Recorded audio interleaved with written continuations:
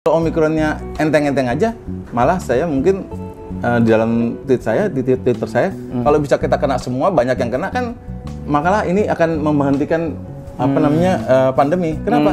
Karena kalau ini kan Omikron ini uniknya begini, tidak berat, ya, tidak berat, tapi mudah menyebar. Oh, ya. Tidak berat tapi mudah menyebar, mudah menular, sangat mudah menular. Ya. Mungkin ini jawaban dari Allah kalau menurut saya. Kenapa? Karena kalau banyak sekali orang yang tertular, maka ini pandemi akan berhenti.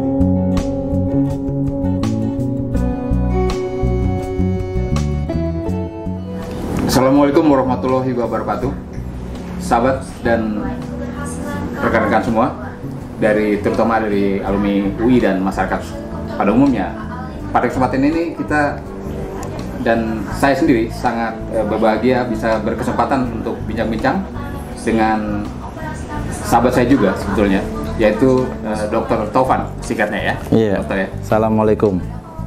Waalaikumsalam warahmatullahi wabarakatuh. Beliau juga adalah salah seorang alumni dari Universitas Indonesia yang sehari-hari juga banyak berkecimpung di bidang operasi orang yang bukan operasi macam-macam ya, operasi manusia begitu ya. Jadi begitu. Kesempatan ini kita akan membincangkan dengan Dr. Taufan perihal yang berkaitan dengan masalah kesehatan tentunya ya. Yaitu adanya baru-baru ini kita masyarakat Indonesia dan dunia itu mengalami varian yang disebut varian Delta begitu, yang ada kaitannya dengan COVID-19, dan varian Delta sekarang sudah cenderung menurun dan cenderung hilang begitu. Dan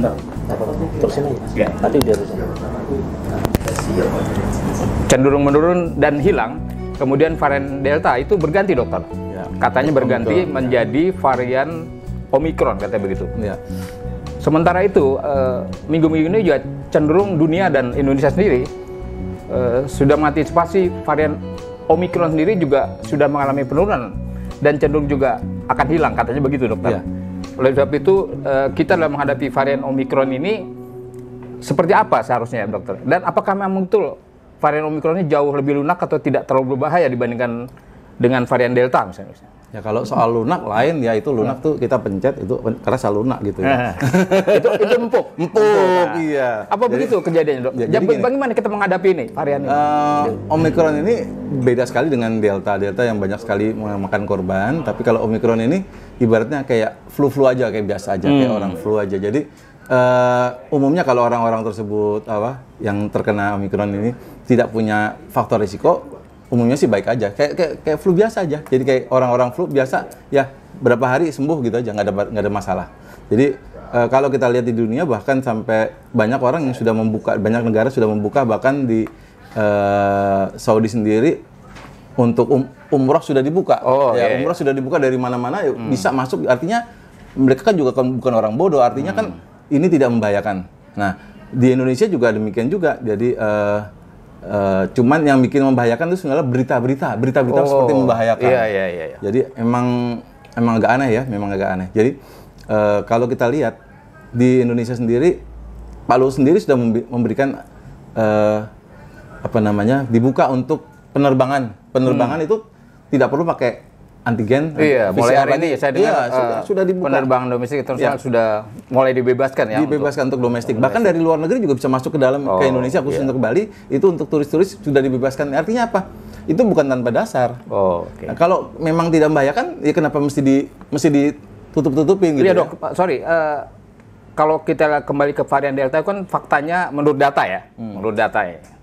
Dari pemerintah itu sekitar kurang lebih 151.000 orang meninggal karena varian Delta itu. Bagaimana dengan varian Omikron sekarang ini? Gitu? Ya kalau yang 151.000 itu meninggal itu semuanya total. Jadi nggak cuma yang varian Delta aja. Jadi memang varian Delta yang dianggap pada waktu itu cukup bikin heboh lah, karena yang sakit banyak benar.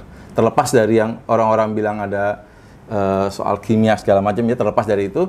Tapi memang kenyataan memang korbannya banyak sekali. Korban yang meninggal banyak sekali. Nah, tapi untuk Omikron ini karena memang tidak begitu berat, makanya di Twitter saya juga saya katakan, kalau orang Indonesia ini kena Omikron, kita hitung-hitung kena vaksin gratis aja lah, vaksin gratis. Jadi nggak usah takut kena Omikron. Kira-kira sama nggak dengan flu atau batuk biasa atau penyakitnya seperti itu, Dok? Ya. Yang kira-kira 3-4 hari sembuh gitu? Ya, sebenarnya kan COVID ini kan sebenarnya flu juga kan, flu burung orang-orang bilang. Flu pada manusia nih kan flu burung, tapi yang dalam tanda kutip kalau saya katakan ya, semua orang mengatakan bahwa ini adalah permainan ya. Jadi ada yang membuat sehingga dirubah menjadi suatu varian yang menjadi suatu penyakit yang berbahaya. Oh, jadi kalau isu-isu adanya sebenarnya sama seperti dunia ya, mendunia isu. Sebenarnya kan flu juga, penyakit flu juga. Jadi kalau influenza, kita punya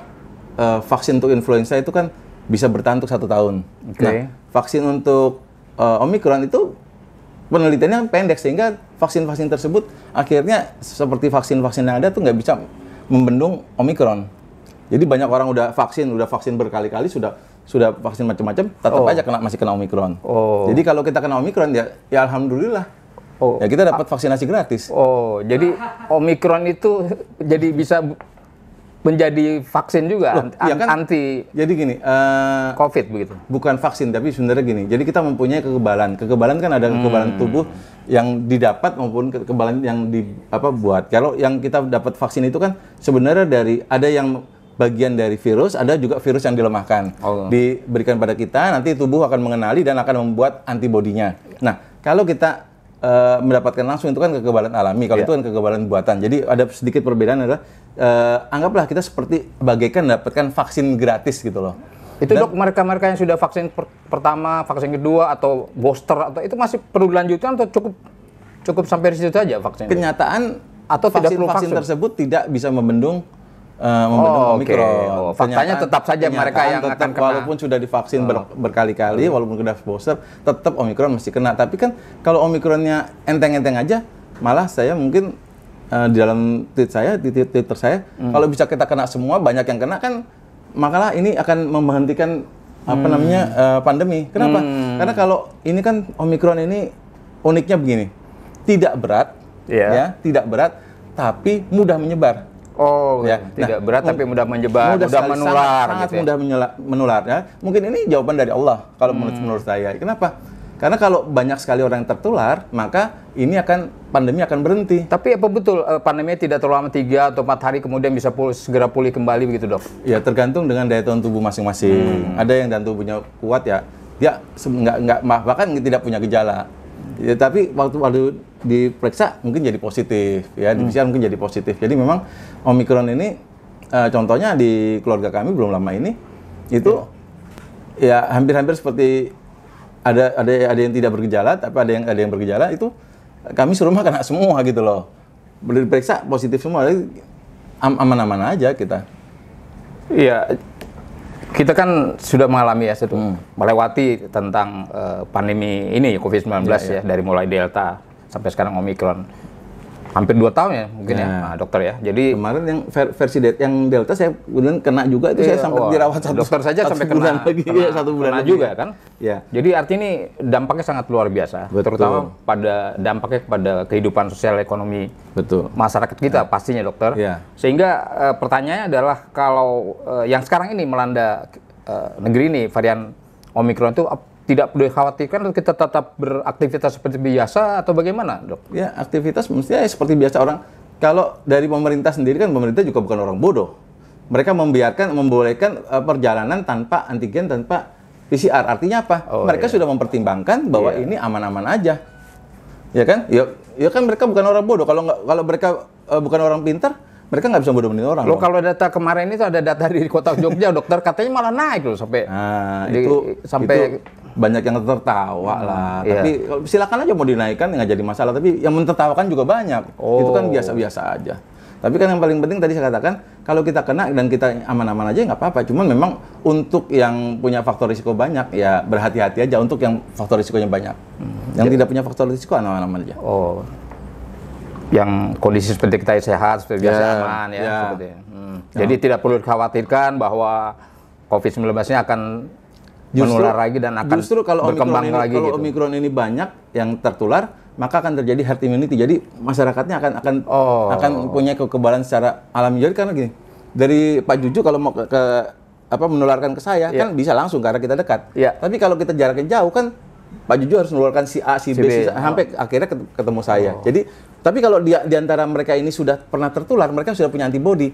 Jadi tidak bisa menular lagi. Jadi berhenti di situ saja. Justru ada keuntungannya sahabat ya, bahwa mereka yang sudah pernah tertular dengan Omikron ini justru akan timbul kekebalan di dalam tubuhnya ya, sehingga mungkin sangat sulit ya akan tertular lagi ya, untuk menularkan lagi susah. Jadi karena apa? Karena virus tersebut tidak bisa berkembang di dalam tubuh orang yang sudah mempunyai kekebalan. Iya.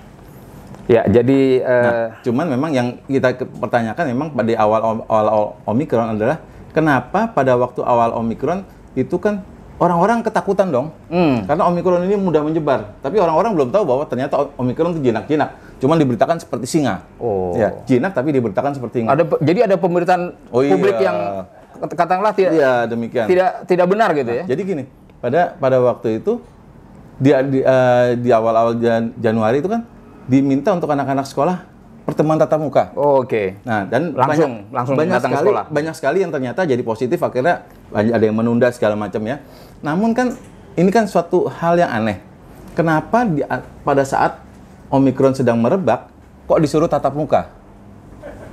Oh, itu gimana, Dok? Nah, itu sebenarnya orang-orang harus gejalanya bagaimana itu? Nah, bukan gejalanya, tapi ada apa sebenarnya? Oh, menarik sekali ya. Walaupun dikatakan tidak harus vaksinasi, tapi meminta anak-anak tatap muka pada saat Omikron sudah sedang merebak, artinya membuat masyarakat itu ketakutan. Jadi para orang tua ini ketakutan sehingga mereka mau nggak mau memvaksinasi anak-anaknya. Jadi sebenarnya tujuannya adalah, kalau menurut saya ini adalah tujuan terselubung untuk supaya anak-anak itu divaksinasi, walaupun tidak harus vaksinasi katanya. Padahal apakah betul, Dok, anak-anak itu mempunyai daya kebal yang lebih baik gitu, lebih bagus? Kalau daya tahan tubuh memang pada anak-anak tuh lebih baik. Cuman apalagi kalau mereka makannya cukup. Tapi kalau mereka makannya nggak cukup ya daya tahan tubuhnya akan rendah. Itu wajar ya. Nah, cuman asupannya cukup, vitaminnya ya. Nah, cuman yang agak lucu adalah meminta orang-orang pertemuan tatap muka pada saat wabah sedang menyebar. Nah, atau mungkin pada saat itu nggak diantisipasi, Dok, bahwa Omikron akan menyebar sedemikian rupa gitu? Enggak. Pasti mereka kan tadi saya katakan, mereka itu orang-orang pintar. Mereka pasti tahu. Tapi dengan kayak gini, dampak psikologis pada orang tua adalah orang tua akan memvaksinasi anaknya. Karena takut anaknya akan tertular. Jadi sebenarnya ini adalah pemaksaan dalam tanda kutip. Pemaksaan secara halus. Iya, dan pemirsa memang kita lihat ya, kita perhatikan di mana-mana, di daerah-daerah terutama adalah memang tadi yang dikatakan Dr. Taufan bahwa ada unsur katakanlah tanda kutip pemaksaan ya pada anak-anak tuh memang juga dilakukan vaksin, begitu faktanya, Dokter. Jadi kita memang harus jeli. Banyak sekali orang-orang yang menolak vaksin. Jadi wajar aja orang menolak vaksin, hak asasi kan normal aja. Nah, tapi kalau ini dipaksakan sekarang ada lagi untuk antri minyak goreng harus sudah vaksin, kan aneh juga. Oh iya.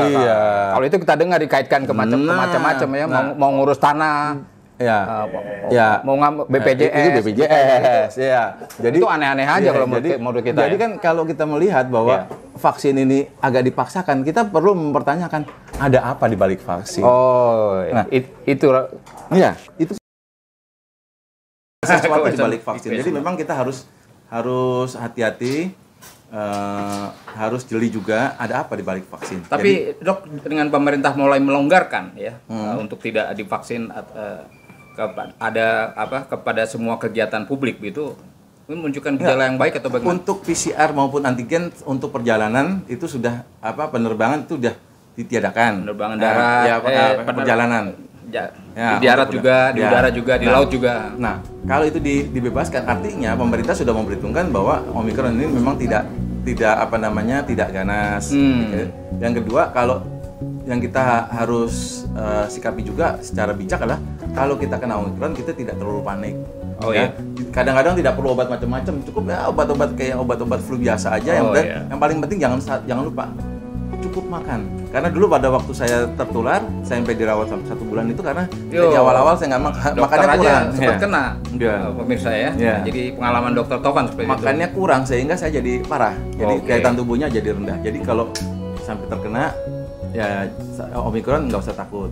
Jadi cukup makan minum. Karena apa? Seperti halnya influenza, semua penyakit virus itu biasanya self-limiting disease. Self-limiting disease itu akan berhenti sendiri.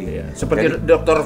Siti Fadila juga mengatakan seperti itu ya. Omikron itu biasa aja seperti flu ya begitu. Kan sebenarnya kan COVID itu kan flu burung. Ya kan sama dengan sepertinya flu pada pada manusia kan beda-beda sedikit lah itu.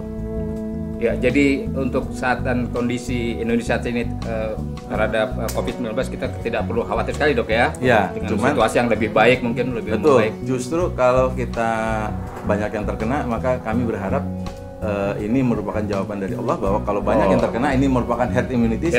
Kalau masyarakat sendiri sudah banyak yang tertular maka seharusnya pandemi berakhir. Begitu.